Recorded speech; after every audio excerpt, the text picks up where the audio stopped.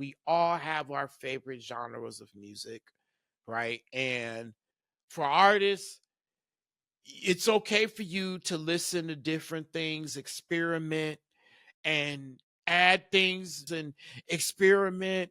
It's all good, man. That's what music is about. And there's so many things you could do. And I mean, experience from the type of merch you want to put out, how you want to put it out. If you want to use AI or not, it's up to you, right? If you want to use instrumental tracks, if you want to use backing tracks, it's up to you. But just remember, what you put out there is your brand.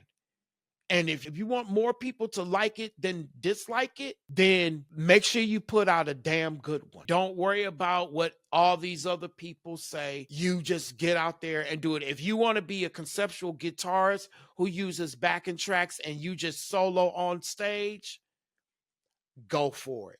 But make sure you do a damn good job and people fucking remember you. I'm unstoppable like rolling, cracking out the modes. Never mind the road, I go whichever I'ma go. Nothing stop me though, rain, sleet, summer, snow. I'ma grind. What's up, y'all? Hardcore's here with the Music Making Sense podcast, where we talk to you about music marketing, branding, and having success as an independent artist. That's what we come here about every single episode. And with me, as always, is the one, the only ex-Mohawk man, Dapper Dan himself. KP went ahead and cleaned up the dome a little bit, man. Doing a little restart because you've been straightening it a little too much. You were saying with the Hawks. So yeah, man. So let's give myself one of these big ass. Oh yeah, round of applause. There you go. I was wondering why that didn't happen already. Give it up for KP, every single one of y'all. There we go. He's got a band tee with a sport jacket on right now for those of y'all listening only. It's the best way to do it. Absolutely. There you go. There you go. Tell the people what it's about, Mr. P. Love you. Exactly. Those of y'all listening only, you're probably like, why are you quiet? Why is Hardcore just saying shit? It's like, y'all gotta go watch the video because KP does it up right there. It's his stage. But, yeah, we're here. We want to talk to you about a video that KP saw the other day. That video, one second here, it's a pretty interesting video. It's by the Punk Rock NBA. Shout out to channel. the man, Finn McKinton. Let's give him one of these here. There we go. Oh, yeah.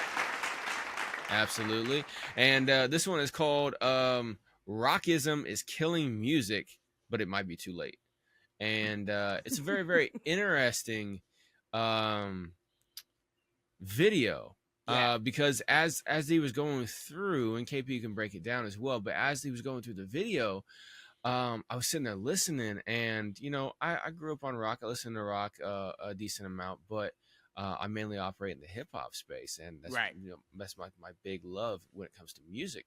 And as he was talking, I was hearing so many comparables. To what I hear in hip hop, all the music snobs and the purists and stuff like that, they're everywhere. It doesn't matter what genre of music you're in, and a lot of the same things that he was saying, people were saying about rock. Yeah. I've heard it in hip hop as well too. So, but yeah, it's funny that too. It's weird that when he said that, like as we were talking, when you just said that, I was just thinking about a conversation I had with Corey. Shout out to Corey over there on No Labels Necessary Brandman Network, one of our instructors for the marketing thingy, right? So what he had, we were talking, and he said. And I remember him saying that, man, it seemed like when it came to ghostwriting, how that was a huge issue at the time. He was like, it seems like that it only happens in rap.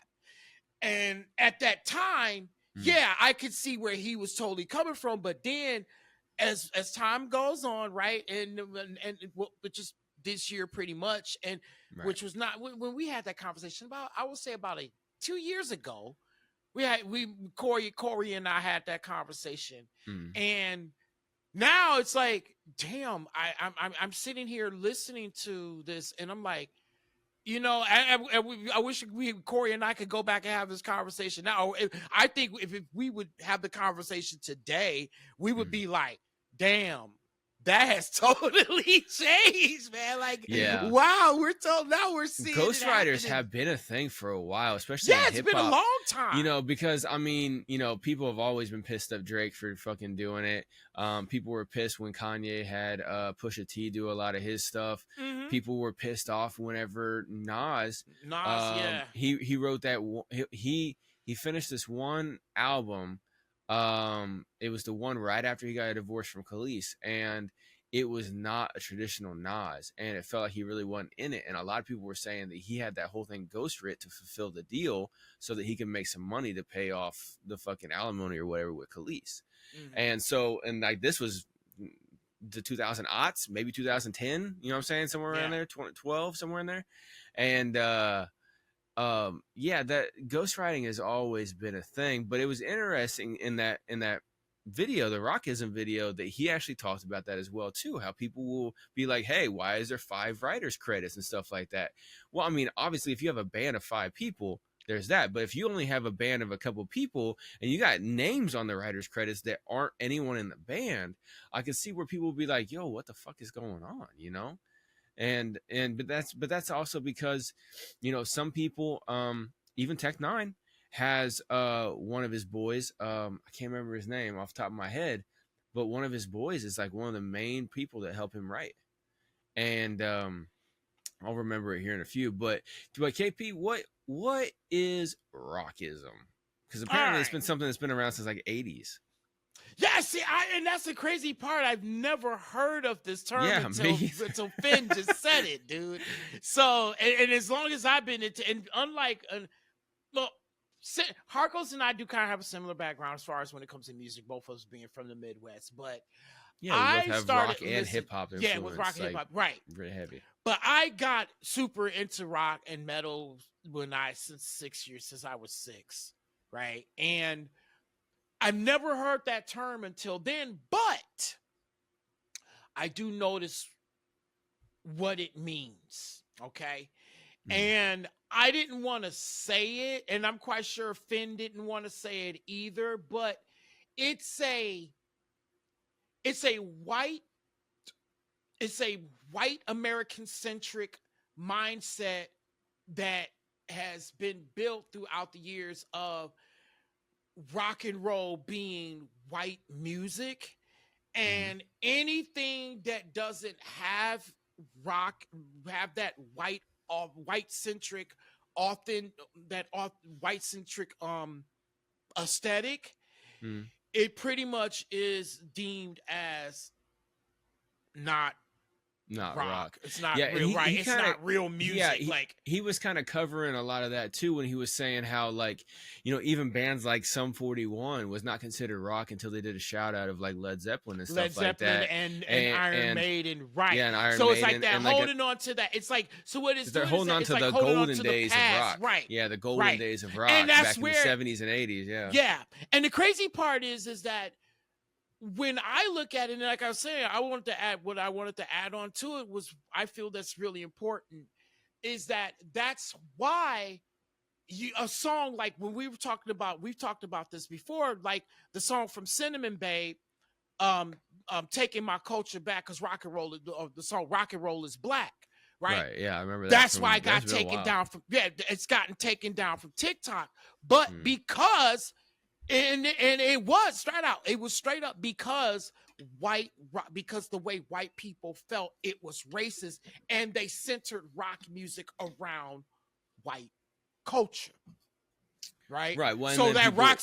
People felt like she was hitting at them, you know, and they didn't like it, type of thing. Right. Yeah. But that's where, but people who are involved in rockism, that's what they'll do. That's why when Limp Bizkit and Korn and those guys came out, where they were using rap and stuff like that, and they started getting heavily criticized because they because had like a now DJ it wasn't and using right. synths and Exactly, stuff like that. because it's like, okay, now you guys are steering far away from the traditional white rock, but tradition. And But it's not at even the that. same It's like time, all no, it is live instruments too. No, that it's too, really because they that. were coming in with DJs and synths and all that stuff.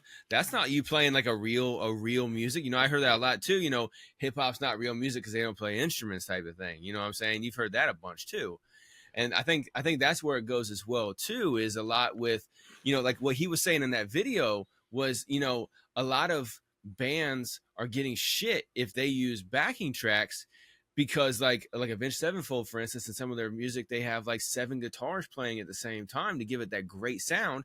But when they go on a live stage, they got a backing track for the extra guitars because there's only 2 guitarists in the band when they're playing live. And so instead of getting 5 other fucking guitarists to come out there for that one song or whatever, for a couple of songs. All right, y'all. I just wanted to hop in here really quick and let you know about my company.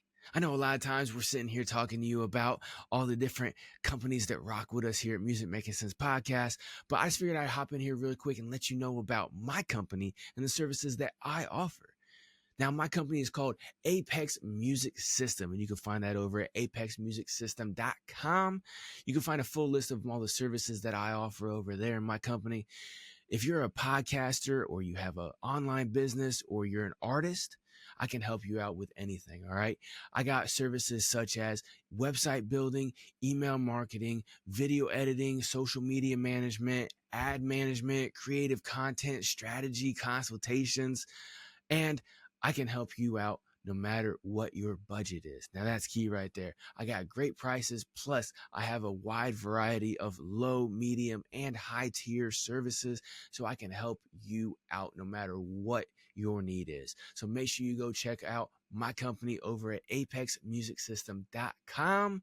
And, like I tell you every time, make sure you let them know that I told you about my company right here on Music Making Sense Podcast, so I know that this ad's actually working. All right, I'm going to shut up so you can get back to the show. They have a backing track and they feel like, oh, that's not the live experience. The live experience is supposed to be you playing 100% your song right here in front of us. You know what I'm saying? Right. Like, and see, but also, yeah. but this is the thing. Now, when you relate it to like Avenged Sevenfold, bands like that, Mhm. right? What also it does is that it dismisses the authentic. It dismisses bands like Earth, Wind, and Fire. Okay. Right? Because Earth, Wind, and Fire and Parliament Funkadelic and even Switch. Okay. Black funk bands, the Meters, right? The Weather Report. A lot of those bands get dismissed within Rockism too, because they also brought synthesizers, but you also look at percussion like congas and shakers and stuff like that as well, right? Mm-hmm. You only had like Led Zeppelin did it here and there, but it was consumed for a predominantly white audience. And again, I get where you're coming from, but also you got to look at radio stations too. Radio stations played a huge factor in rockism as well. Mm-hmm. Right? Yeah, because they controlled a lot of the music because they controlled a lot of the forever. music industry, yeah. Right? So luckily that's starting to get broken up too. The radio monopoly, no matter what genre it is, there's a monopoly in that shit. Luckily that's starting to get broken up. One thing I found was interesting though is that maybe you might remember. I don't remember hearing the Rockism thing when Metallica did Symphony of Metallica. Because they had violins and fucking the whole orchestra. Because it was live. Right, but they made it a whole album though too. But it was live. Though, so if they would have had the symphony not live, like it was pre-recorded, then you think they might have got some shit? Yes. Okay, because they brought in all kinds of elements that weren't standard rock. Right, but also what people don't get is that classical music, when you think about it, when you actually I was watching, who was it? Nari Soul of shout out to Nari. She's a classical pianist, Asian sister. She's a classical pianist, and she talks about how classical music has been able to utilize overdubbing and recording over their stuff because of all the notes that they have to play. Mm-hmm. So they can get away with it. Just so they can. So yeah. So also because so they can also they can get away with it and for recording purposes, right? Now people never, but people don't bat an eyelid when that happens, right? Classical music doesn't really get any shit at all. Like because why? Okay, and I could and there's a reason why. Maybe shut up. And because Adam Neely broke it down. If you ever check out Adam Neely, he broke down. He had a video on music theory and white supremacy. Okay. See, and I know it's the thing is I get where people want to like ignore, but it really does have it's huge. Pretty much it's the reason why we have rockism. Right. Because it was based around, because let me finish. Because when you think about, when I go back to the radio, especially back when the radio began with music, it was race records. Okay. Right. And race records it was the black stations, black music, which was the rock and roll stuff. And then they had white music as well. They would categorize music in that it was categorized by race. Okay. And so that's that kind of makes sense in the time when radio first started popping. Right, but also society was like that. But it still plays a factor today.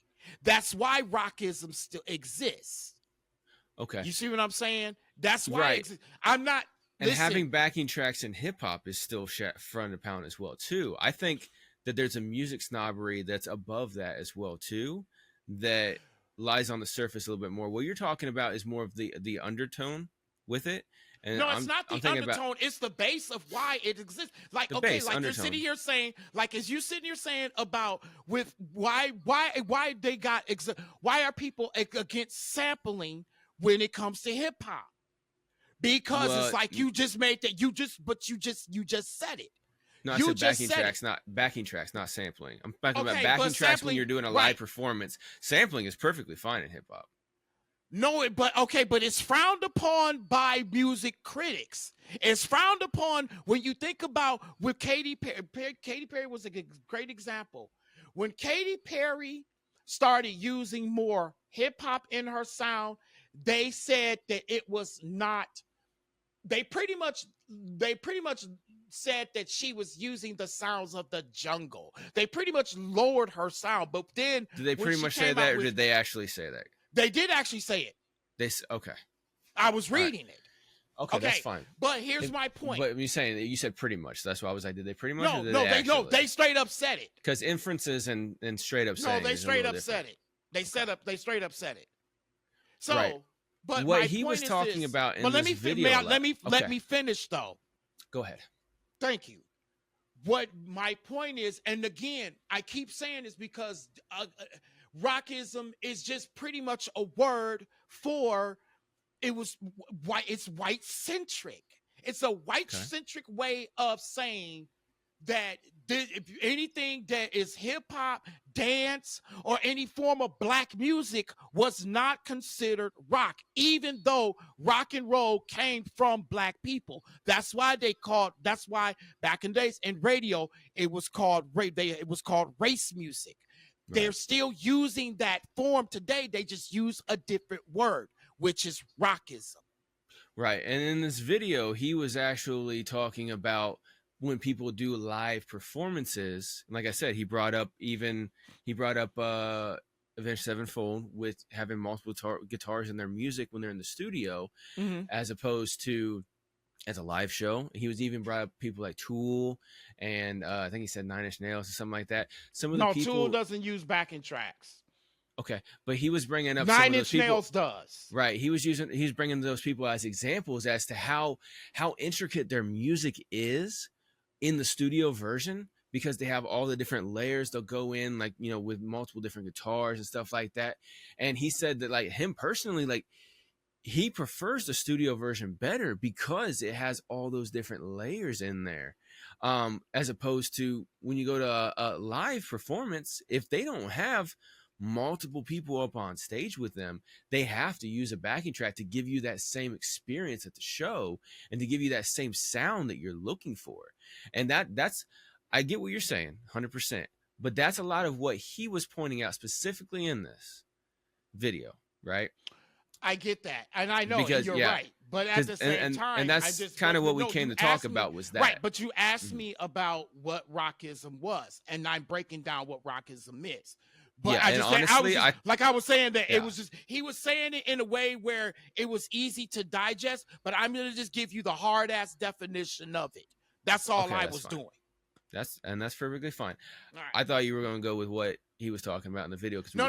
What he was talking about in the video. Now we could go ahead and Yeah, because let's, that's hold that's on, what I thought. Whoa, We're going stop. to transition. There you go. Yeah, Now because we can that's what I thought transition we to were that. going to talk about. No, you we went are. on. No, you went asked a me little what deeper. rockism. Right, no, because Right. you asked me what rockism was, and I just don't like Yeah, I don't I like get when it. people candy coat that very definition, even though, like I said, that's the first time I've ever heard it was from him. But when I started thinking about it for historically, from my musical background, and just from the way he said it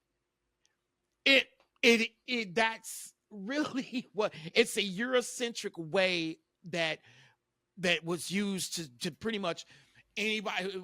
It's a Eurocentric form of judging music today, and he pointed out certain things, like he pointed out Sierra being not rock enough, and how Post Malone at first, when he came out with White Iverson, he wasn't looked at like that, but then when he started paying homage to the Ozzy Osbourne, Sabbath, and rock, right now he's But being with looked him, at that way.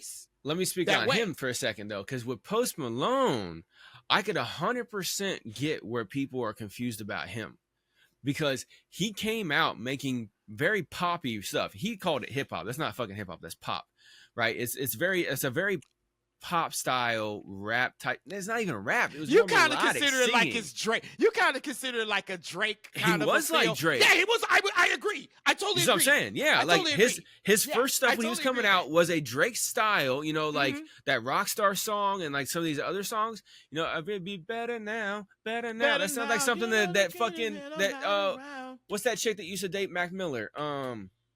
The Spanish Ariana chick. Grande. Yeah, it sounds like something that she would make. Ariana? You know what I'm saying? Yeah, Like it's, yeah. it's the same kind of vibe that she would make. And so I get where, because especially when Post Malone first came out, he had 0 tattoos. And then after about an album, after it popped, now he's got scribbles all over his fucking face, right? And everywhere, like his whole body's tatted. Okay, cool. If that's what you want to do, man, go for it. It's your skin.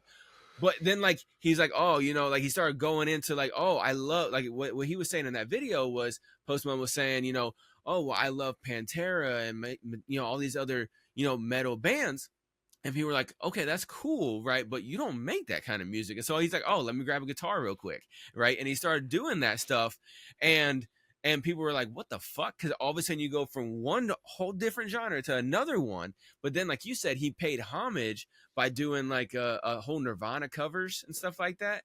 And then that's when in the video, that's when he said that the rock community started to accept him, because they're like, oh, okay, he actually does know this rock. You know what I'm saying? He's not just that pop artist up there fucking, you know, doing all these hit songs, right? And having great success.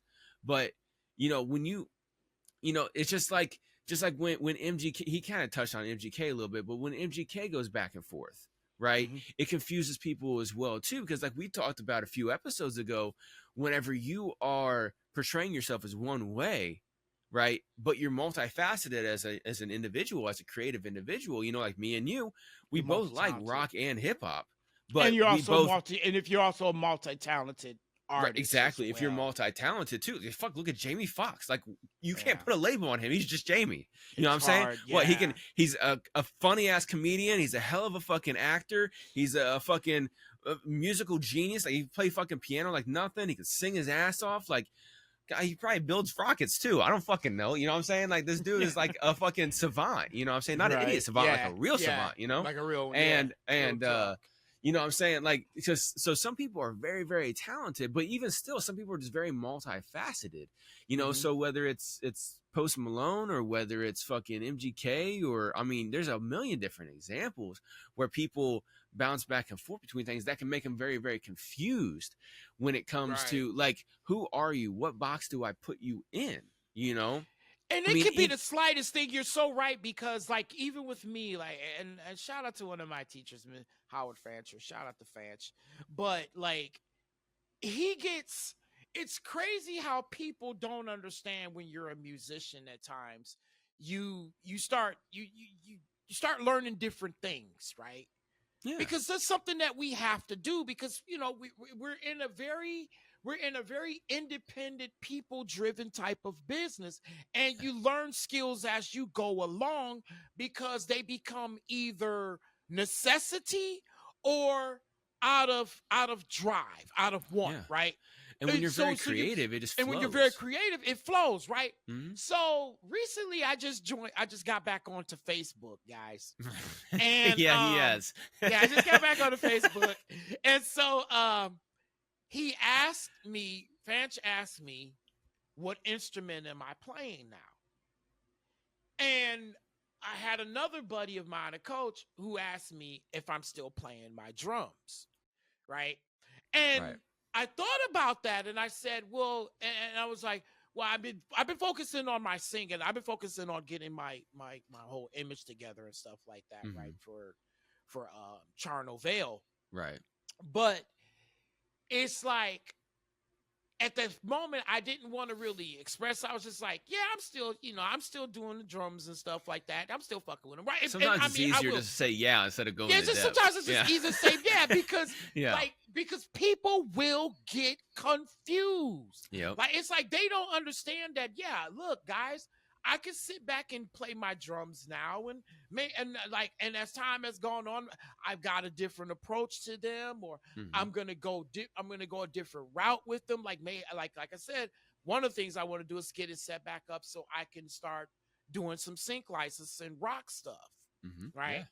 Yeah. And also just because I got out of just trying to play metal Mhm. and metal drums and just stick to just singing. And a lot of people don't understand, like, you go through these things, and even like we had Royalty on here, and Yeah. she talked about how she does different things, Mhm. right?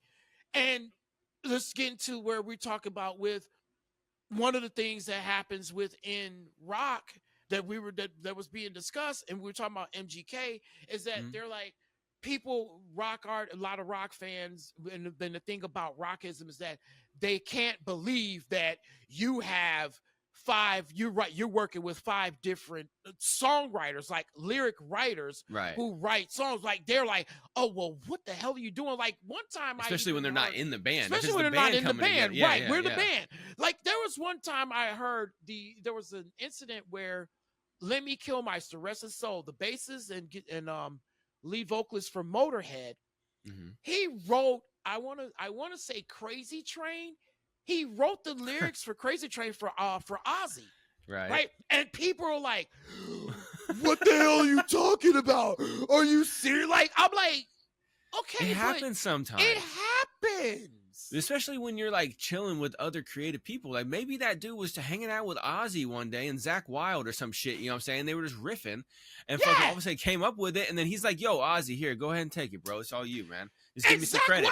You know what I'm saying? Speaking of Zach Wilde, dude, Zach Wilde is a hell of a songwriter. So Hell if you're yeah. sitting around a guy like You think Zach, Ozzy wrote all them? you think Ozzy could? Yeah, he's not. It's gonna be difficult for you when you are around other kick-ass songwriters. It's Yep. gonna be difficult for you. I wish I was around more kick-ass songwriters, Right. because I mean the ability Yeah. to be able to bounce off ideas. Like I love being around a lot of rappers, because number 'Cause one, you the get to bounce battle- off these ideas, the battle. You get to hear those lyrics, and then if you're a different type of a vocalist, and say you have somewhat of a battle mentality, right? You write, okay, say you write war metal, right? You go to a rap battle. Take yourself to a fucking rap battle, and you hear those guys busting. You're gonna be like, oh shit. All right, y'all, let me take a quick break right here to tell you about something that's completely fucking ridiculous, okay? It's called horribledesigns.com. And I personally know the owner, and he's just as ridiculous as this whole fucking company is, okay? If you or someone you know loves stickers and mugs and shirts with crazy outlandish sayings on them that just are designed to catch people's attention out in public and get them to laugh and point and ask you, hey, where'd you get that t-shirt, or where'd you get that sticker, when they see it on your car and stuff like that, y'all got to go check out horribledesigns.com. At horribledesigns.com, they have all kinds of ridiculous sayings on stickers and coffee mugs, t-shirts, vinyl stickers, magnets, and even mouse pads, okay? And I'm telling you, if you guys have not checked out horribledesigns.com, you got to go check it out, because some things are straight up great, like the American Muscle mouse pad. It's got some awesome pictures of great muscle cars if you're into cars, or you know somebody who's into muscle cars and they need some great mouse pad to have while they're on the computer working. But then they also have dumbass fucking t-shirts that say things like, are you staring at my ass, with a picture of a donkey on it, or stickers that say, are you staring at my beaver, with a picture of a beaver on it. Stuff like that, man. Completely ridiculous shirts and stickers, coffee mugs, everything like that. Anything that you could ever think about having just to get people's attention, make a statement out in public, and just completely be ridiculous, and to do it with some horrible designs at the exact same time. And like I said, I know the owner, so he hooked us up with a great deal where you can save right now by using the link below in the description. Whenever you go there and shop, you will not only support Music Making Sense podcast, but you also get a great deal on any and everything that you decide to purchase every time that you use that link right there in the description below. So make sure you go check that out right now, horribledesigns.com. Use the link below in order to get good savings. Go check it out. Buy some ridiculous shit for yourself or someone you know. All right, now let's get back to the show. Yeah, it's all about the punches and then The bouncing punch- off of stuff, and they're all like, they're absorbing everything. It's I hit the mic. They're absorbing everything. You know, it's like you know, it's like that whole atmosphere is around. And one thing I've been talking to people about is like, there is another dimension in this world that is able to be accessed very well by highly creative people. And in that element, it also defies all space and time as well too. Okay. And this is something I've been putting together because I've been hearing artists talk about this, and is where when they're creating music, it just comes to them from somewhere else. I've heard fuck, Joe Rogan's talked about it when it comes to comedy, right? But I've heard a lot of musicians here lately, because I've been doing editing for this podcast called Two Beers with the Band, where this guy Chris Shrum, shout out to Chris, he's got a podcast. He's a Nashville native, Nashville, Indiana, and he sits around with a bunch of other Nashville bands and then other people in the music industry, and just like basically interviews them, puts them on and stuff like that, you know, and hangs out. And 2 out of the last like 4 podcast episodes that I've edited for him, someone in that has talked about their songwriting process, how it just comes to them. And I've heard it so many places. It's happened to me as well too. One of the artists, he said something very, very interesting, which makes a lot of sense with some of the things that I have going on in my personal life.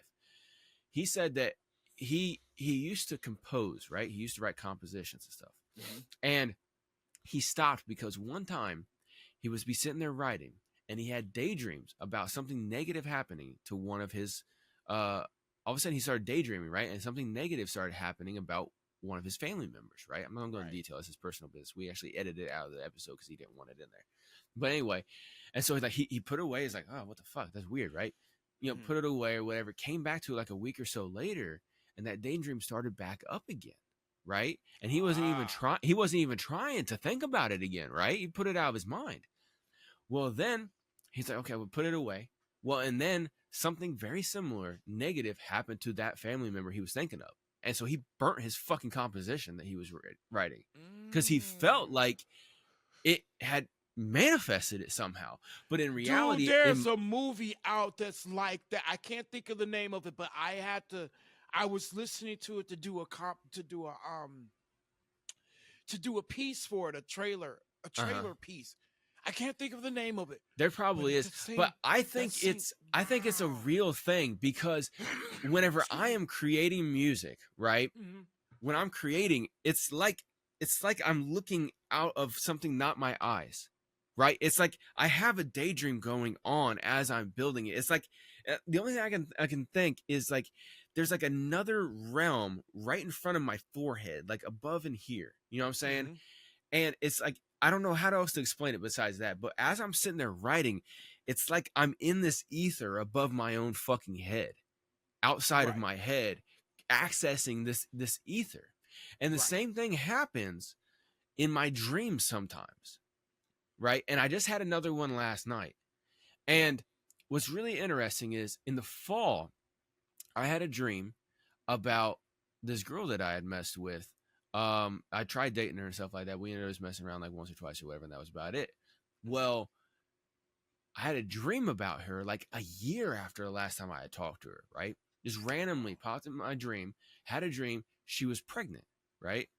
But in the dream, it like wasn't my kid, she was just pregnant. I'm like, well, that's fucking weird, right? So I woke up and I was like, what the fuck? That was a weird ass dream because it was very, very realistic, very, very realistic. And Okay. I went to my Facebook and I looked her up, right? Because she was still on my friends list and shit. Mm-hmm. And she had changed her profile picture like a week before to her and her guy holding up a sonogram. And I hadn't seen that, right? Like she wasn't even my friend on Facebook anymore, but it wasn't like a block situation. I was like, that's weird as fuck, That's right? weird. And then last night, I had a dream about her again, randomly, where I went into her work and she was a little bit bigger, right? But she didn't look pregnant, right? And she came and gave me a hug and I said, congratulations. And she's like, what? How'd you know? I was like, I know everything. Right? All right. Well, Well, wow. it's been approximately 9 months since she had that fucking profile picture change. And so I went to go look her up and I couldn't find her in Facebook randomly. I don't know what happened. Maybe she deleted it or whatever, right? Because she was never really big on Facebook anyway. But I've had many dreams like that. One of my homeboys up in Chicago, I had a dream one night that like me and him and somebody else were like in a shootout from the cops riding around Chicago. And he jumped out and I led the cops away or whatever. And then we met back at his place or whatever. And he wasn't there. I went to his sister's house, couldn't find him, blah, blah, blah. I ended up taking all the stuff out of his apartment for him because he was about to get evicted as well too, right? Like shit was going crazy. I wake up, I text him, I say, hey man, you good? And he's like, bro, how the fuck did you know I'm going through some shit? I was like, what do you mean? And so I told him about my dream. He goes, well, I might be going to jail here soon because I got popped for some shit here recently. But then I also just woke up this morning and all 4 of my tires are slashed from this fucking bitch. And now I don't have enough money to make my fucking rent because I got to go get new tires to go to work before I lose my job. And I'm like, bro, right? So that's what I'm saying is like there is an ether out here that defies all space and time that highly creative people can access. And to bring it back to what we were talking about before I just had my therapy session, because the VA's fucking me over. I can't have my therapy sessions right now, bro. So fuck it. We're doing it right now. We're doing it right now. No, hey, seriously, man. That's what we're here for, bro. That's what we're to here not go for, down too man. much of a tangent. The VA is spacing my fucking mental health therapy a month and a half apart between fucking sessions. And so I'm losing my shit on them. Anyway, besides that, right? Because I'm like, hey, okay, fine. I'll seek help since I've been out since 2009, right? 2008. Okay, fine. I'll seek help. Let me start getting some therapy and shit like that. Trying to work out some shit in my head.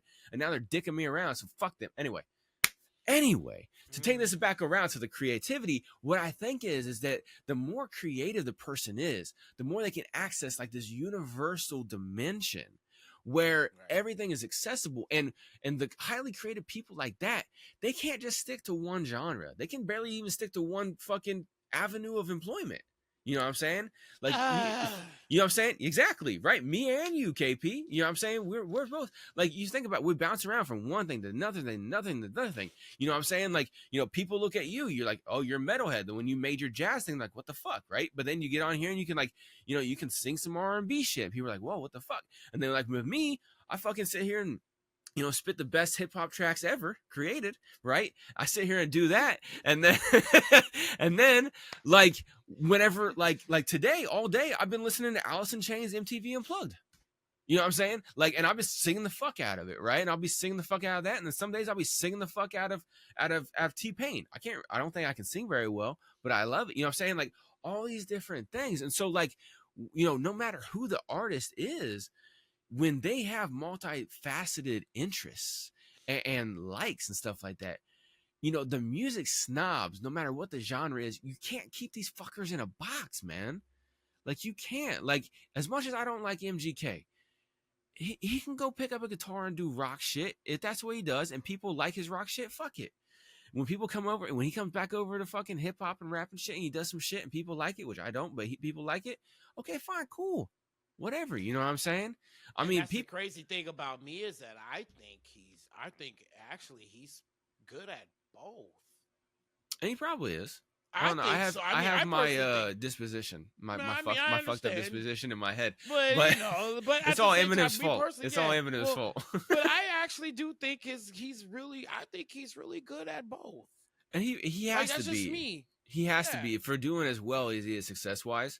He's got to be good as both. Yeah, because right? he had a successful rap career, and then when he went to pop punk, he's was successful too. He didn't flop. Mm-hmm. He didn't flop on any of the stuff he's done. Yeah, just like Post Malone, he hasn't been flopping on his shit as he's been crossing over. Fucking Jelly Roll. That's what I was getting ready to say too. Yeah, before I burped. Yeah, Jelly Roll. I mean, he just won fucking CMAs. And Beyonce. Beyonce's just crossed back over technically with her. I mean, kind of with Jelly Roll too, you know what I'm saying? Because he the way he grew up. But a lot of these people are multifaceted, and you gotta kind of let them go. And so whenever I see music snobs doing any kind of snobbery, like this video about Rockism, where they were talking mainly, I appreciate your dissection of it at a deeper level, KP, but in this video specifically, they were talking mainly about the stage performance, right? When you're not 100% that became like playing. The last but not least. That became the last but not least topic, which we kind can of, definitely touch on. But that's a big one too. I can relate to that one. I can definitely relate to that. Yeah, and I wanted you to go into that as well too, with your transition here lately with music. But a big thing that he was talking about in that video, one of the big takeaways that I took out of that is how music snobs will get upset if the live show is not 100% live. And when I heard that hit me in the hip hop spaces. I'm like, yo, motherfuckers be doing that as well too. Like, if the person does not have only their instrumental behind them when they're up on stage with the mic, then they're fucking up. You know what I'm saying? With a lot of people's perspective on things. And I'm just like, that's kind of fucked up, because like, if they don't know their music and they got to rely on their studio track to carry them on the stage show, yes, fuck them. They're fucking up. They need to be on their shit, right? I think we've talked about this before, but go like practice. Exactly. But like if they have like, their ad libs and their hooks on the fucking backing track with them, or they have like their verse just turned down or something like that to catch them if they're being very, very energetic up on stage and they're losing their breath or something like that, right? Which Tech Nine, he talks about how he writes his music so he doesn't have to do that. He can be very energetic and still be on track. But like, KP has talked about as well, is that he's defying that whole thing right there in excess with his new venture, because he is a solo metal artist with 100% backing track, not for his singing, but for the whole musical ensemble. He's basically a metal singer doing the same thing that I would be doing on stage. We're doing my hip hop, but he's doing it in metal with metal shit. And not mainstream metal either. We're talking like dark metal. Yeah, super dark shit. No clean singing type of metal. Yeah, and I'm like relying on my vocals, the instrumentals, and my image that I have, and the performance, the stage show, and the performance, the stage presence and performance. Exactly. Yep. And exactly. And I thought about that too, because not only did he mention your favorite band, Falling in Reverse, on this video, I gotta fuck with you about that. But anyway, when he mentioned the backing tracks, with Falling in Reverse, with Avenged Sevenfold and stuff like that, like, I like that he brought up Avenged Sevenfold, because Avenged Sevenfold isn't like Limp Bizkit, where they were mixing like hip hop and they were doing the new metal thing with rock and metal and everything like that. Right. And they're 100% like fucking metal, right? Yeah. And they use backing track because of the guitar thing we were talking about earlier. But whenever he's talking about that, when he's talking about that, he, like I said, he even brought up like more complex bands like Tool and Nine Inch Nails and stuff like that. I understand one of them doesn't do it, but You know what I'm saying? He brought up them as well too. Like the more complex the music is, you're gonna have to have it unless you have a full fucking symphony on stage with you.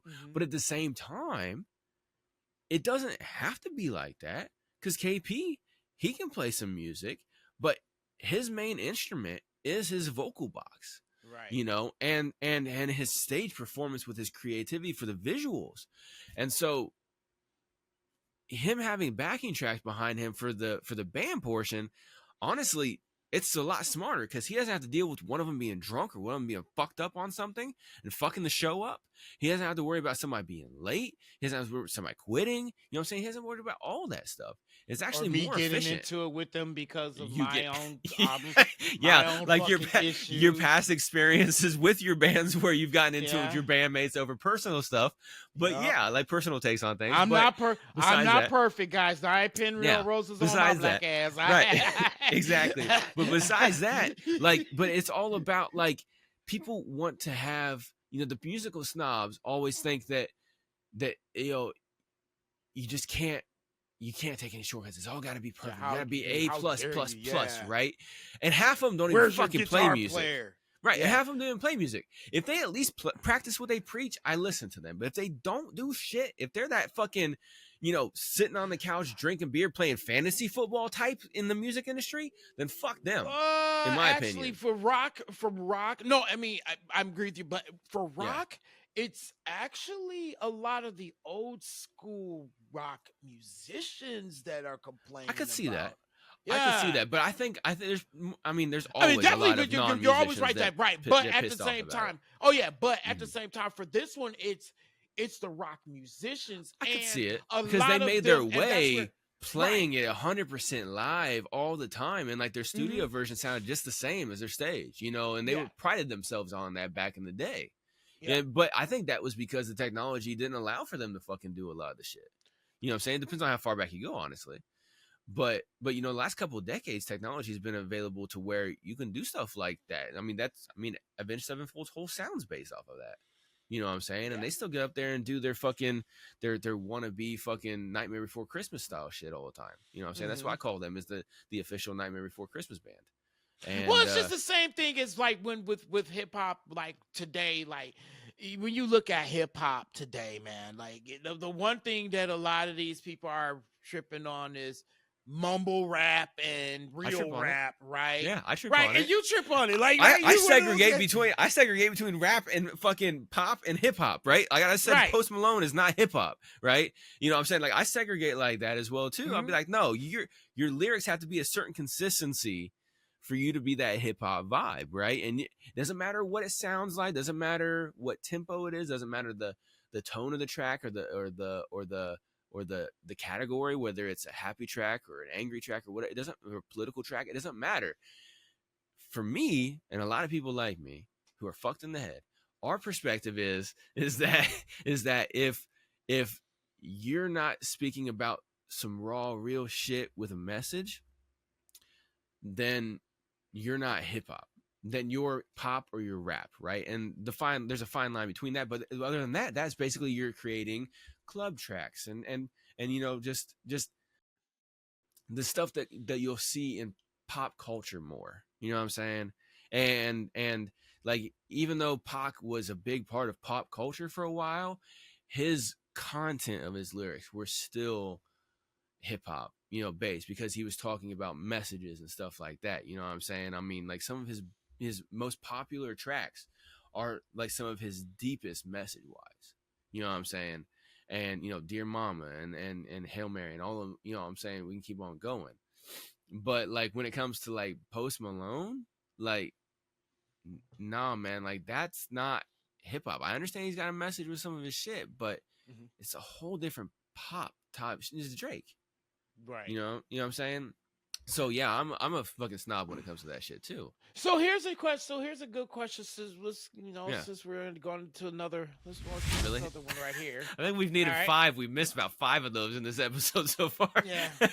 I think we did, Because but we keep like bouncing around and back and forth. But no, I think we're Yeah. going, but it's not, but it's still relevant to where we're going with when it comes to rockism. And I want to Right. ask this question because I think this is I was watching I think this is a really relevant question towards how people can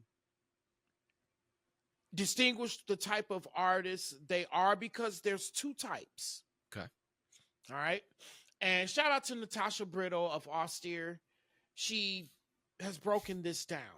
Okay. All right. And it's authentic and conceptual. All right. I just wanted to come in here and let every single one of y'all who love raw, real underground hip hop know about a dope show I found over on YouTube. And they're exclusively on YouTube as well, too. All right. It's called Hip Hop Radar Underground. Make sure you go check them out. They got live Friday shows every single Friday, showcasing artists from all across the world, underground, raw, real hip hop. And if you're an artist, you can actually go and submit your music there too and get it popping on that show. It's a great place to go and network with everybody as well too. Everybody that watches that show and tunes in live are raw, real hip hop fans. All right. So it's a great place to find some real lovers of your music. And like I said, if you love listening to dope new music, make sure you go check them out. They also offer artist spotlight interviews as well too. So if you're an artist, you want a spotlight, go ahead and hit them up over there. Me and KP were just previously on there and we had a dope interview, sat down with the host himself, Sack Juggalo, and had a great conversation. It was a great opportunity. So I just wanted to cut this message right here for every single one of y'all who love raw, real hip hop, or you're an artist. Make sure you go check out Hip Hop Radar Underground over on YouTube. You can also follow them over on IG. Make sure you go check them out. All right, let's get back to the show. Okay. Okay. Now, let me explain. Yeah. Authentic is where you are, and I wanted to touch on this. Why? Because you and I have had this. I've had this kind of like in my mind, like, what the hell are you thinking? Debate with you as you speak about real shit and fake shit. Okay. And here's why I'm speaking, and I'm speaking on because that's where you come with authenticity, right? Okay. Yeah. But this is what you actually mean. And I started I wanted to analyze it because I was like, okay, now this makes sense where he's coming from. So what you mean with authenticity is that whether it's real or fake, right? You have a voice. You become the voice of that certain thing, whether it's fashion, Satanism, religion, non-religion or dark religion or a certain art, whatever, politics, right? You become the voice of that, whether people like you or not. You become the voice of that, right? And you stand on that. So that would be authenticity. That's more of an authentic artist. A conceptual artist would be one who uses more his or her creativity and visual art, things like that. They go more to that, and to where they don't necessarily take a stand on it, but they're able to give you a concept of it. Like they're able to give you a picture of it through creativity and through visuals, right? Without being the voice of it. So Pink Floyd is the example of a concept band, right? You really at the same time, though, the song "The Wall" was a political song, right? But they made it. But here's the thing. Okay. They made it conceptual. And Roger Waters is a very political artist. He's political, but Syd Barrett was more conceptual, where he was about the performance and the visual and the visual aspect. And seeing the aspect of it, which Roger Waters did keep that aspect, but it was more personal for him. He made a statement. So, also, who would be another great example? Tool. Tool, even though Tool has, but their concept, they're more conceptual. Yeah, I could see it. It's all about the like the vision. Some of their songs don't even have fucking lyrics, like in half of the song. You know what I'm saying? Their song will be like 15 minutes and only like 3 minutes of lyrics, you know? And that's more of a And then they have the visuals through their videos. They don't really show their faces. You start seeing their faces more in interviews and things like that, but they didn't really show their faces. They showed their video through art. That's where Adam Jones stepped in. But someone would be who takes more of an authentic voice is your Nas, right? Yeah, Nas, Tech Nine. You're not Tech Nine's Nine. Moral Technique. Immortal Technique, right? He becomes the voice. Jay-Z becomes more of the voice, right? That's more so. And even like Black Sabbath became more of a voice, authentic voice. They became more of a voice, right? Because they start Rage Against the Machine, more of an authentic band. So that's where, right? Even Future, believe it or not, people would say Future. People will look at Future as being fake because he talks about drugs, but he doesn't take them. But what people don't understand is that he's a dealer. He believes in don't get high on your own supply because he's trying to make money. Yeah, that makes sense. See what I'm saying? So that's where even Jeezy, that's why he wasn't going to take his, Jeezy became more conceptual because he was trying to make money and he didn't use it, but he was able to tell the story behind the concept. Yeah, but he was selling it. He was selling it, right? But he wasn't using it. So he wasn't speaking from the perspective of a user, a person who's, going through it. He was speaking from the concept of being the dealer and what he saw with those fiends. To an extent, yeah, but see, the thing with Jeezy is Jeezy's whole thing was hustler music. Like, he was the dealer. It wasn't about getting fucked up. Like, if you got fucked up, you got fucked up on weed or alcohol, like, type of thing, right? We were selling some other shit. Whereas Future has got those songs that talk about the using, which is interesting. And I think because he's a dealer. It's a conception. It's the concept of being a dealer. Yeah, but he doesn't really talk from the dealer perspective. He talks more from the user perspective, which is interesting. Because he's able to see them. Because what Future did, and this is what when I hear it, is that he watched the experience. Yeah, I think what the biggest definition is, the biggest definer between like real or fake hip hop or rap, right, or even like popular type stuff, is that with rap or pop, it, like you said, it is more conceptual. It's just about making a good song that will move. You know what I'm saying? Whereas with the hip hop or the what was it you said, artistic and conceptual? Authentic and conceptual. With the authentic, it's about making a good song. Obviously, making music is all about making a good song, but it's about making the song and saying something. It's not just about making the next catchy song that will just move. It's about having something that will walk on its own because it has its own legs. You know what I'm saying? It's not just vibey. It actually is.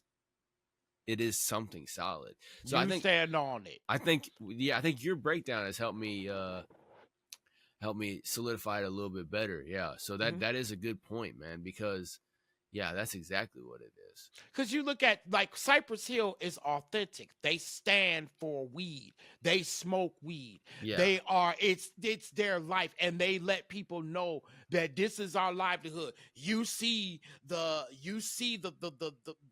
signs. You see the leaves. You see them smoking. You see how the whole vibe is surrounded by it. Cottonmouth Kings too. That's authentic, right? They live Grateful that. Dead. Fuck. The Grateful Dead. They had that, right? They were both kind of, because they were more of an experiential type of thing. Well, they jammed. They were a jam band. Yeah, they were a jam, like an experimental jam band. But they did have a very Jerry Garcia had a very authentic voice when he spoke on things, right? Like there was something like he stood on it, and even through the music, the way he played, he made that show. Fish, on the other hand, was more of a conceptual band when it comes to the jam type of bands, right? I would say they're more like Kiss would be like a conceptual band too. They were all about making just the good music. Like they had a lot of solid tracks and stuff like that, but they were mostly about the image. Like the image and the party, yeah. And then they didn't become the voice. Like they weren't like, we stand on this, but it was like they were like, no, it wasn't like the later Beatles. You know it what wasn't I'm saying? like people exactly. like that. Yeah. Yeah. Yeah, no, I get that because they never really took a stand with anywhere with anything, like like Megadeth did. You know what I'm saying? Whenever what Dave Mustaine left Metallica, you know what I'm saying, in the very early days and stuff like that, he wanted to go a different route. And yeah, it's definitely an interesting video. Like I said, it's from the Punk. What was it? Punk MBA? The Punk Rock MBA. Yeah, the Punk Rock MBA. Shout out Finn McKenzie once again. Video called Rockism. I almost said racism. Rockism. Called Rockism. I know my painting of the picture of it was like, man, just made him think like this motherfucker just made it like that. But I mean, I'm sorry, guys. I get what you're saying, but it's like that. It's like it's a very interesting video for anybody who's in music, which is who our audience is on this podcast, is musicians trying to figure out marketing and branding and all that kind of fun, happy horse shit, right? But going and checking out that one, even if you're not in the rock or punk space, right? Because he talked about some things were punk and some things were not punk and all that kind of crap, right? Yeah. He talks about the division between people. I think no matter what genre you're in, if you go and watch that, you're gonna see, hey, look, when you step out of the box as a creative person is when you're told you're not this, you're not that anymore. But if you keep pushing, the overall message I got was if you keep pushing, you'll recreate your own fucking box and people will come to your box. You know what I'm saying? Like, look at the any movement you want to think of, new metal and fucking, what Slipknot did to fucking rock. You know what I'm saying? Like what any of these people did. They brought a lot of everybody. Yeah, Slipknot brought a lot of extreme metal to the forefront, and that's something. And the reason why, once they switched from glam metal, that still trips me out that they were a glam band and it was Diamond Daryl before he was Dimebag Daryl. That trips me out. I can never listen to Pantera since I heard that. And I heard that in like 2011, 2012 was when I first found that out. And I have a hard time listening to Pantera now after that. Because I'm like, are they fake or are they real? Like, what was up, And so that, oh, sorry. I thought you were fucking looking at something on your computer. What do you got? The Pantera on your forehead? Oh, KP's showing us his forehead tattoo right here. Y'all see that motherfucker? I can't see shit. There's like a shine on it because you just shaved your head recently. That's true. My head shines like a goddamn. I can't even hear you either. So what? I said my head shines like a dime in a fucking shine bright like a diamond. Gosh. But anyway, what's the tattoo on your fucking forehead before I start singing Rihanna more? It's Pantera. Okay, there you go. Yeah, exactly. Cowboys from Hell. Cowboys from Hell was a dope fucking album. They made some great music. Vulgar Display of Power is a great album too, right? But it still trips me out that they were a glam band until supposedly they were on tour and one of their openers was doing some fucking rough shit and they're like, yo, what the fuck? Or something like that.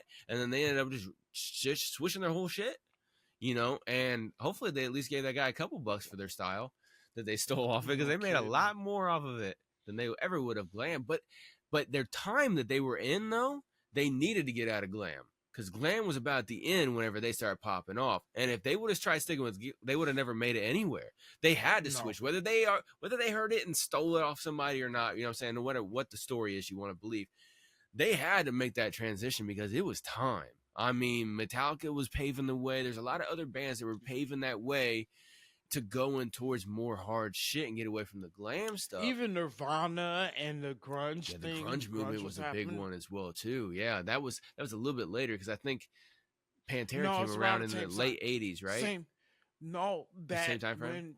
When Pantera made the transition. That was around the early and mid 90s. Early 90s. Yeah, 90s rock, dude. That's like I know it's mostly because I was born in 86, so I grew up in 90s rock everywhere. And like you turn on the rock station and it's 90s rock. It wasn't, you either turn to a classic rock station and listen to fucking Lynyrd Skynyrd and shit. But like you turn on the regular rock station and it's all 90s rock. That's like my home. 90s rock, not so much 90s hip hop though, which is weird. It's more like I have some 90s hip hop, but it's more like the 2000s and hip hop is where my hip hop is with that. But it might just be the time frame too. Whenever I was growing up, in the 90s, I was living with my grandparents and they like forbid me from listening to hip hop and any rock that had cuss words in it. Right. And like I had to get the edited version of Limp Bizkit. I remember that. Right. And because and they were even like Nookie. They were like, Nookie, what the hell? And I'm like, never right? mind. And so never mind. Yeah, exactly. And so let me listen. So yeah, so then in the early 2000s is when I went and lived with my dad, and I didn't have to hide my Snoop Dogg CDs anymore and stuff like that. And I could actually listen to whatever I wanted to and everything like that. And then of course streaming became a thing, MP3s and all that shit took off from there, and I got my whole wall behind me right from that era. But anyway, like it's you should definitely go check that out no matter what genre you were in. That's why let me get back on track. Because it will show you that like if you are a highly creative person, don't put yourself in a box just to move some units. Be highly creative and move fucking units. I mean, just look at, if you're in the hip hop space, look at fucking Outkast, right? Andre 3000 is one of the GOATs, and he is not like anyone else. You know what I'm saying? The whole Idlewild soundtrack is not even like any of the motherfucking previous Outkast, right? Like, but Outkast came with a totally different vibe than anybody in Atlanta, right? Yeah. And they set the stage. Did. And I mean, fuck, you got JID and who's that group that he rocks with? Fuck. They had Spillage Village and crew. Who? Dreamville. Yeah, like all them. Yeah, I can't think of the duo that rocks with them anymore. It rocks with JID. But anyway, they kind of have like that Dungeon Crew vibe and stuff like that from what Outkast brought up, because they broke the fucking box. And so like, whether you're a black dude who's in the fucking extreme metal like KP, or whether you're a white dude who's in the hip hop like Harkos, break boxes. Don't be in a fucking box, especially if you're a creative person. If you're truly a creative person, fuck a box, man. Say the only box you could ever put me in is the one when I'm dead, right? Just have that mentality. And that's why I bring up a lot of and just create, that's why create. And that's why I bring up, that's why I bring up the history of race in music, because it does play. It was a box. It plays a huge. It played a huge, in fact, it still does play a huge role in there. And it's taken a lot of us to break that barrier. And that's what we have to do. And that's why I continue to break that. Like, hey, look, guys, the reason I'm bringing it up is because, yes, if you want to really if you want to make a difference in this business, you got to break those barriers. You got to break them down. Yeah, all of them, man. And that's how, and the way you learn. And if you don't learn about them, then you'll never be able to break them down. Yeah, but once you start experimenting, you'll find those edges of the box. You know what I'm saying? Like, like with you, once you start getting into metal, you found an edge of the box. And you're like, yo, what the fuck? I didn't know there was a box here, right? You know what I'm saying? Stuff like that. You'll end up finding that edge. And then you got to be like, okay, I'm just going to push through. You don't just fall back into place and do what you're told. You got to push past no matter what it is. No matter what it is, right? Yeah. Once you find that edge, don't fucking conform, man. Conformity is for fucking, oh, Jesus Christ. Conformity is for the worst. Don't do it. All right. We all got to conform at some point. I got to pay my taxes and pay my electric bill and shit. I don't want to, right? We get that. But like when it comes to your creative outlet, just do it. All right, y'all. I just want to hop in here again real quick. Yes, I know again, but you know what? We rock with a lot of people here, and a lot of people rock with us here at Music Making Sense Podcast. So I got to tell you about all these great people, all right? And this one right here, right now, is Mad K Studios, all right? Go check them out, madkstudios.com. Mad K is a dope artist, man. This guy can draw or paint almost anything, okay? He really, really specializes in, like, portrait arts for memorialization of of your favorite car or a family member or a loved one or something like that. All right. Full commission artwork, no copy and paste shit or nothing like that. All right. Custom designs. If you want it, make sure you go hit up madkstudios.com for your custom art piece. And you can even go check out some of the pieces that he's done for freelance and stuff like that. And you can also get it on a shirt. He's got coffee mugs and mouse pads and all kinds of other decorative pieces of artwork that you can go and check out as well too. So if you're a connoisseur of art, you're looking for a nice piece of knickknack or something like that around the house, or if you want a custom artwork design for a loved one or something that's cherished in your life that you want memorialized in an actual painting, a real painting, make sure you go check out madkstudios.com. Let them know Harkos over at Music Making Sense Podcast sent you. All right, let's get back to the show. You know what I'm saying? Just be creative and like choose what you want to do to pay your bills. There's that too. But I've also like I've talked about many times on here. We just talked about it on one of the previous interviews we did, I think with Poe, where I know an artist who is hella conscious, who can outdo any of the fucking highly political conscious fucking artists that you can think of in hip hop. And he does not do it because he saw the edge of the box and he doesn't think he can fucking break through the box. And I'm like, dude, you can fucking do it. Right. But he doesn't. I mean, he's a tax time fucking rapper, which pisses me off the most. But at the same time, he's like, oh, I'm just going to do this wavy shit and blah, blah, blah. And I'm just like, that's not you. Yeah. You like chilling and having fun and smoking and fucking vibing. But that's not you. You're a conscious individual. You need to be you. And it's not that, I think he should be in something that he's not, right? It's that he knows he is not where he needs to be.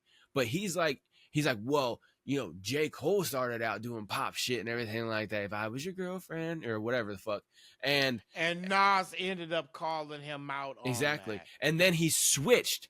And now he's like one of the top political fucking, artists on the planet or whatever. He's like, well, I'll just do the J. Cole thing. I'm like, no, because there's still a decent amount of people that remember that version of J. Cole before the dreads. You know what I'm saying? They remember that fucking low ball fade J. Cole fucking making that song to girls and shit. They remember that. And so it draws the line. Are you authentic or are you conceptual? You know what I'm saying? Which is it?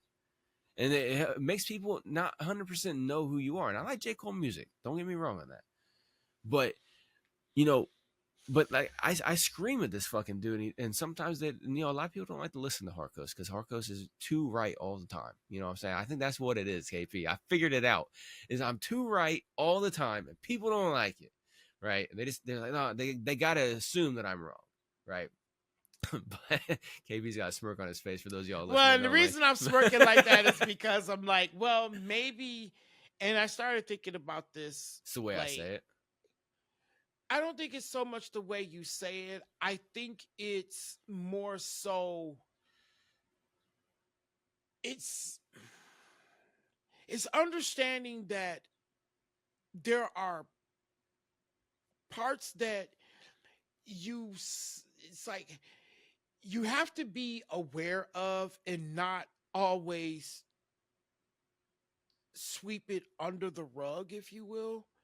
Because when you do that, and I say that, and I'm saying this as far as like when it comes to teaching my artists, like even I started thinking about that with myself when it comes to coaching artists. What I have to start doing is understanding what it is that I do best.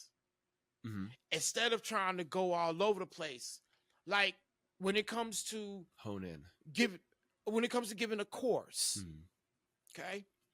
Now I've come to the realization, and you've seen it, that I do well teaching musically, education, teaching like skills, like singing. Right.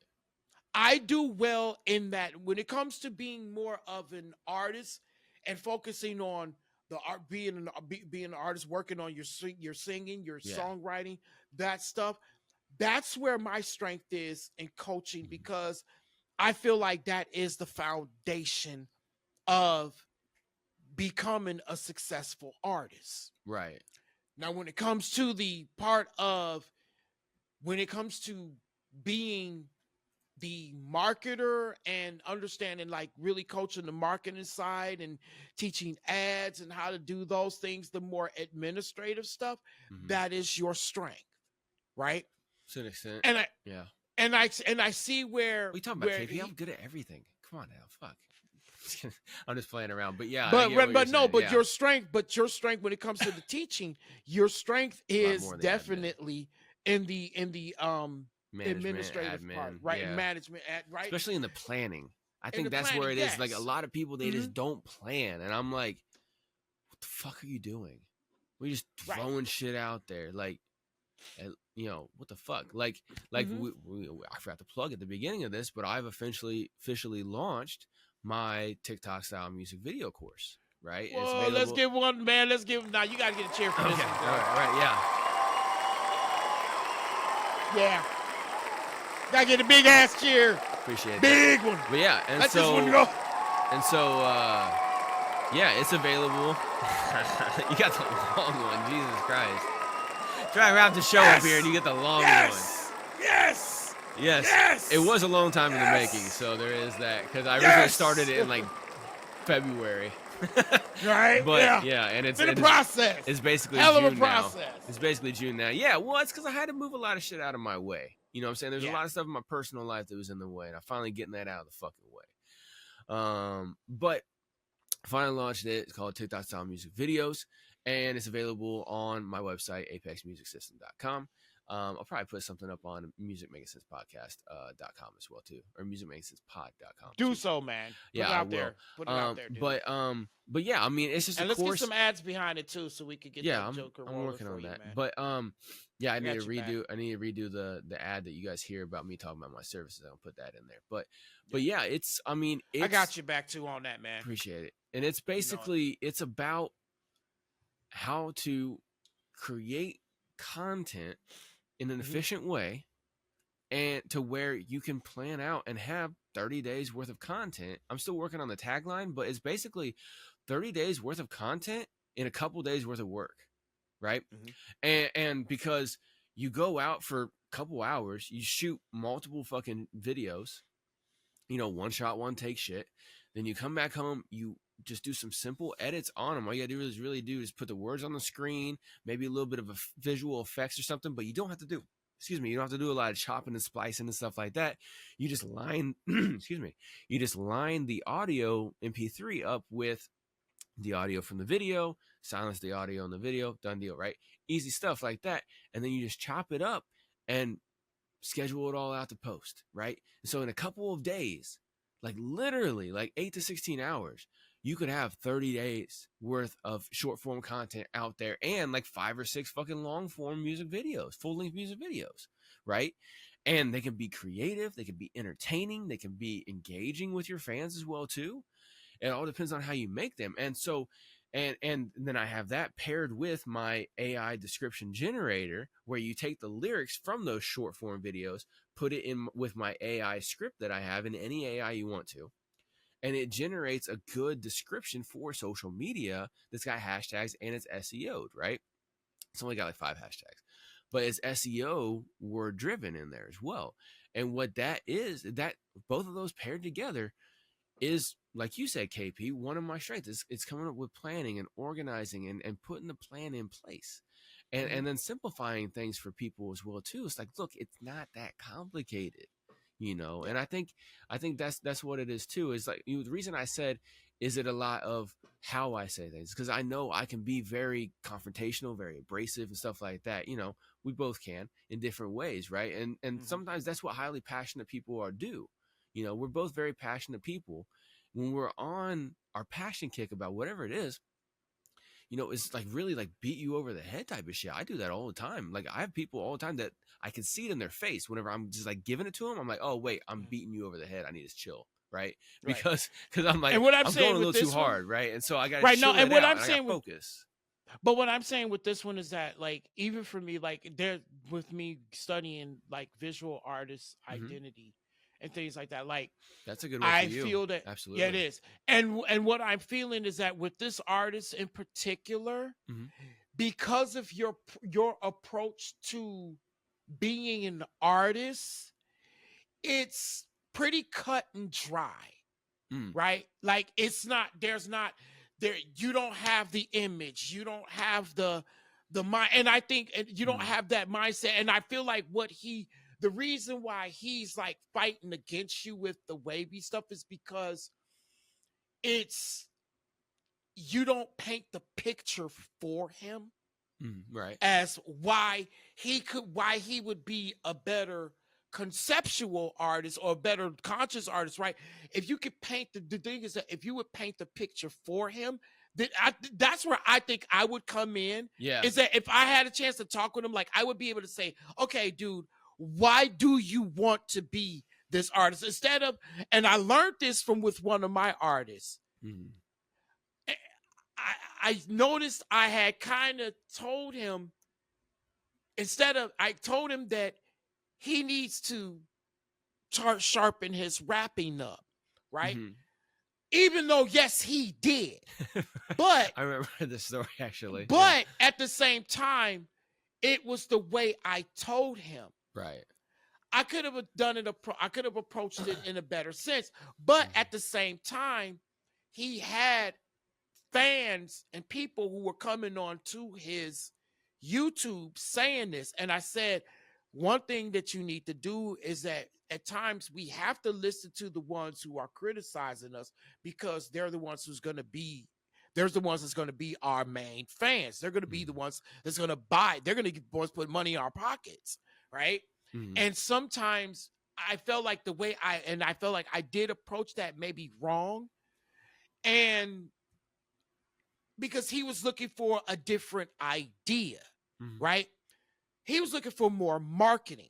That's where you could have stepped in and really, that's where I was like, you could have stepped in and been more of a marketer for him instead of criticizing his art. And I think I'm more of a critic. I'm like, if you come to me, I'm going to look at your art. Right. I'm going to look at what you are putting out before you go to Harkos. Let me help you dissect on what you need to do in order to make it easier for him to market you. That's why I ask those questions, like about being an authentic artist and a conceptual artist. And shout out to Natasha Brito. Yeah, I'm really focusing on being more where I'm focusing on the visual of you and what you're putting out as an artist, even for you when you're singing, when you're playing your guitar, when you're playing drums, those sort of things. Or if you're if you're a musician who doesn't want to hit the stage, maybe, but you want to create music, then I'd say, okay, sync license it.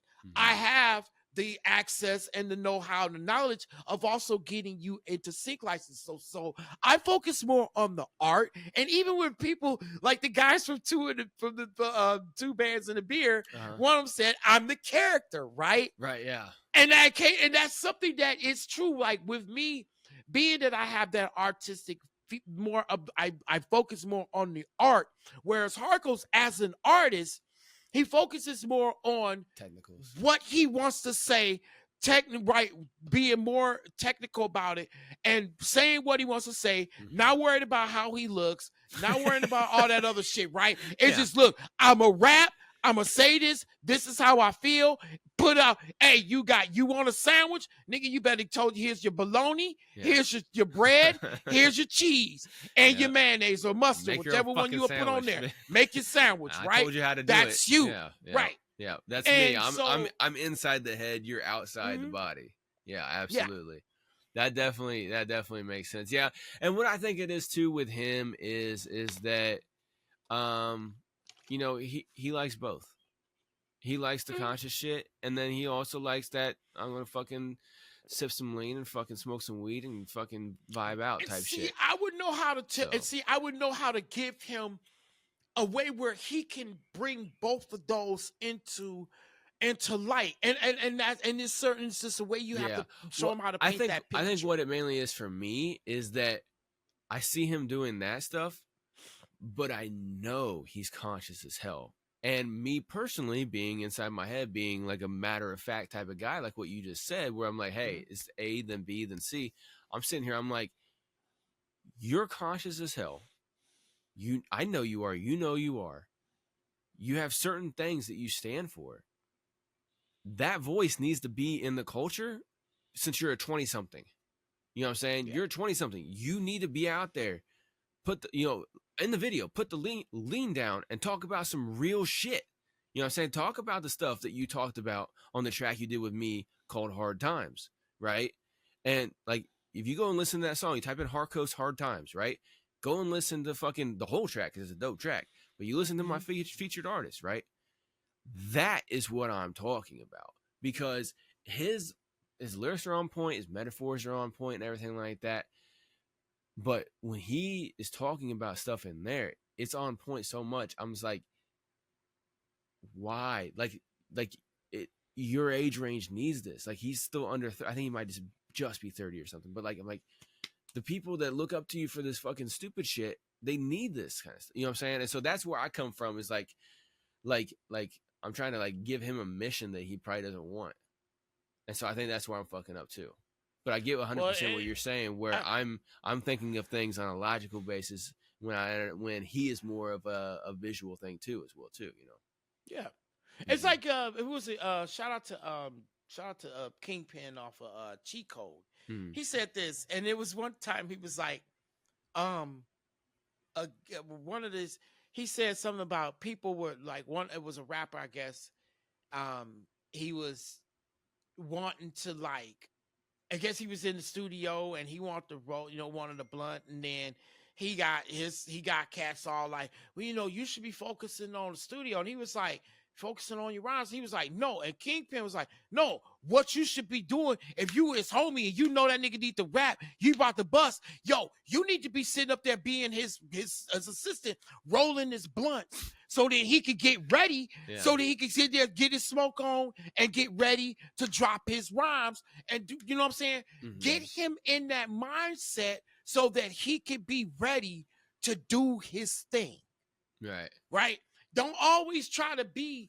It's like with a lot of times what managers do, and I noticed this mistake, what a lot of managers like to do is that they try to get them out of that mindset, or even producers like, well, you got to put down the blunt or put down the lean and let us so I get on these keys. No, you get on the keys. You're the producer. You're the one that needs to put the blunt down, or you can sit there and hold the motherfucker in your hand and then pass it on, and then let my man do his goddamn. You do your thing on there and let him go ahead and do his thing when he ready to fucking bust. And I quit trying to always, like, it's like when you're in artist mode, quit fucking with their flow. Don't fuck with their flow. Even Natasha, and I love her for this. Shout out to her. She said in the video that I'm watching, in the courses that I'm taking, she said, but she did point this out as well. She said, hey, you might have smoked a little, might have had a little bit of drink, right? Or you might be in that mindset where you're sober, right? And you're in that. You're in that mind. You're clear-minded, right? See how when you go into meditate, to think about your brand and those three words, what comes to your mind, right? She's like saying she wants you to use your mindset, use your mind, use your state of mind, the state of mind whatever you in, right? Use that, and then also make sure you're conscious enough to where, hey, don't be in that mindset, right? And there are times like when I want to really write lyrics, I don't smoke because I want to get this, because now I want to get it out of my head, because I've been sitting there thinking about it for the longest, because I've smoked enough to where, all right, I got this shit in my head. Now I need to sit down, put out, don't smoke any, and sit down and write these goddamn lyrics. Yeah, I think what a lot of people will say, oh, put it down, let's just work, is because they have a fear, either through learned experience with that person, or through just through common knowledge or whatever, that there hits the too much limit. And if somebody hits the too much limit before everyone's done, now shit's fucked up. right? And I've been in that situation before where somebody was drinking too much, and now we're sitting here just wasting time because, you know, that person just like, you know, for instance, there's this one artist that I've shot some music videos for, and I've worked with some other artists as well too. Like there's been many different instances where I've been with people that when they're drinking a little bit, okay, cool, right? They get in that flow, but then they keep going, and then they hit the point of no return, and then now they're just it's done. We're done, and I'm That's a sitting problem. here That's an trying to addiction. go. That's a problem. That's Yeah, an right, addiction. exactly. And so that's why I can see some people being like what you just said. Oh, put that down and get on the keys or whatever. And it's like once if it starts getting to its stop in progress level, yeah, I get it. Say that. But at the beginning, no, let them get in the chill zone for a second, right? And then maybe And a take lot that of them take that start blunt or that bottle away from them halfway through. Yeah. You know, yeah, because I've been there as well too, personally. When a person is in that mind, like when they a serious cat, you could tell like they once they get there in their zone, then they gonna get in there and get do their thing. Well, and like I've been there as well too. I'm sure you have too, KP, where we just get too gone and then shit's done, right? You know, like I remember one night I sat up and I drank a whole bottle of Hennessy and I made like 3 different songs, and that third song was not as great as the first 2, right? Because I got towards the end of the bottle with that third one, right? And so like, you know, you just have to learn. Oh wait, hey, once I hit this specific level, even now that I'm sober, once I hit a certain level of tired, then I know I gotta stop, because if not, then I'm mumbling worse than Future on a fucking track, and I'm but like I'm like not on point with my shit. Shit just gets sloppy. Like, then because like the next day, whenever I go and look at it, I'm like, what the fuck did I just write right there? Right? You know what I'm saying? I don't think Future mumbles personally. I can understand what he's making a dumbass joke, but I'm just making a dumb joke. But no, like I'll start, you know, shit gets fucked up. So yeah, I get both aspects of it, you know, because sometimes you just got. No, I definitely do too. Yeah, no, I definitely do. But I'm just saying, like sometimes I think of what it is that a lot of we kind of get into that way, and it's just like, you know, let's see how things like. I mean, just when you're in the studio with that person, don't be so quick to be like, well, I don't want this. And I noticed that even with like other artists. Unless they're habitual about going way too hard and fucking shit up quick. You know, like if you've been in the studio for 6 hours and then they're sloshed, okay, fine. If you've been in there for 2 hours and they're sloshed, okay, hold on, dude. You just wasted. That's a different story. Yeah. So it depends on a lot of context. It definitely depends. Yeah. But man, I mean, it just like I said, man, like just Rockism, as we were just saying earlier, man, when it came like Rockism, just it's an interesting video, and it's an even more interesting thing to get into. Yeah, absolutely. But I even think there's hip-hopism too, like when you think like about like so I think when you look like just look, guys, I know we all have our favorite, and I want to wrap it up like this, man. We all have our favorite genres of music, right? And for artists, it's okay for you to listen to different things, experiment, and add things to your plateau of music, to your or to your plethora of sound, to your plate of music, whatever, or your whatever you're doing. Like it's okay to add those different sounds and experiment.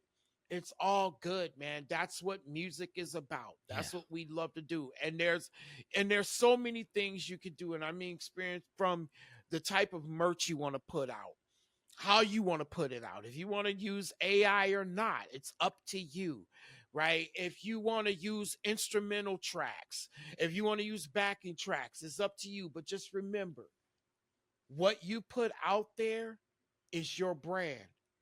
And if you want more people to like it than dislike it, then make sure you put out a damn good one. Right? Just make sure what you do is that you put it out with the best of your ability.